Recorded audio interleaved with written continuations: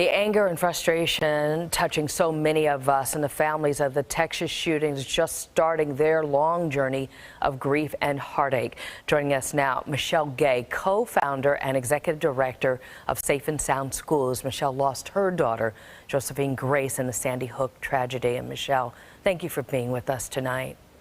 Thank you. Yesterday, when all of this started unfolding, did you have a flashback of what happened with Josephine? Of course. Every time this, something like this unfolds on the news, your mind just, unfortunately takes you back. In this case, though, there are just so many haunting similarities that, that we just cannot help but be transported back in time to those feelings, to, this hour of the day, that these families are experiencing, just knowing all too well what that feels like. And another case where the gunman was allegedly a young man, had access to weapons, this one had been open on social media, had given warning signs. There was a confrontation with other in law enforcement, but yet he was still able to get inside of that school. What needs to be done?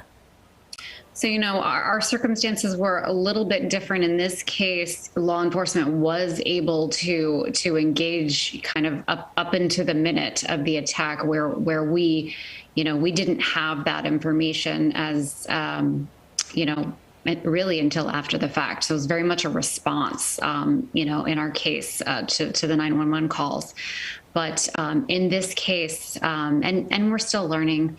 So I would caution everyone to wait as information is gathered. To just be cautious about making broad assumptions. But it does appear that there were lots of warning signs on social media, lots of those red flag moments that we would have hoped someone would have spoken up, would have reached out to school authorities, to police, to a trusted adult, to anyone, because those are the moments where we have the power to do something, where lives may have been spared, lives may have been saved.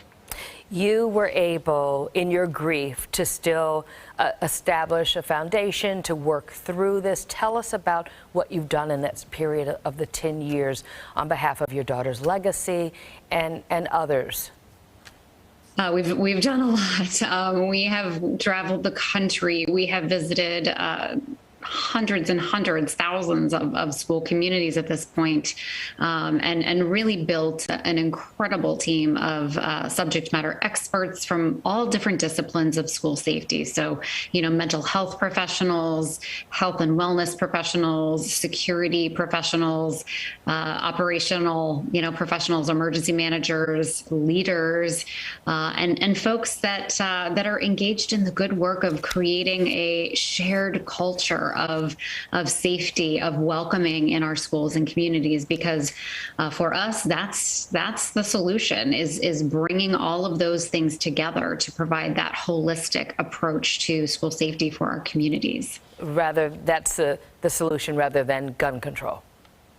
So I don't know that that's not the solution. That's just not where we have felt called to dig in and do the work, for some selfish reasons, for the healing of my family.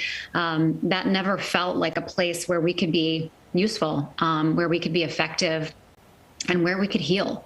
So we were very much, have always been guided by Josephine's spirit and her loving, generous, warm, happy spirit, and her love of school. So for us, it's been about unifying communities. It's been about bringing people together to look at the resources that we have, that the people that we have to do the hard work, the day-to-day work of ensuring that everybody's safe and sound. Michele Gay joining us tonight on the 6 o'clock news. Thank you for your time. Thank you.